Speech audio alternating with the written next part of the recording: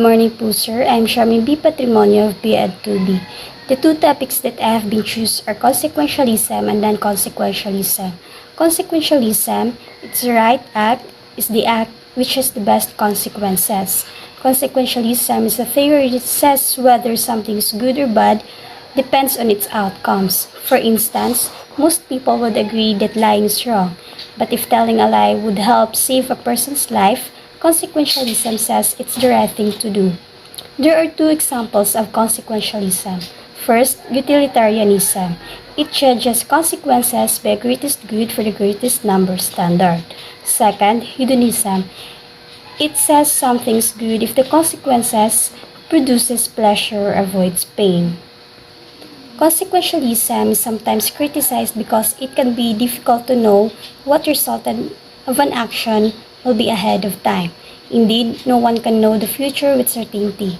Also, in certain situations, consequentialism can lead to decisions that are objectionable even though the consequences are arguably good. For example, let's suppose economists could prove that the world economy would be stronger and that most people would be happier, healthier, and wealthier if we just enslave 2% of population. Although the majority of people would benefit from this idea, most would never agree to it. However, when judging the idea solely on its results, as classic consequentialism does, then the end of justifies the means.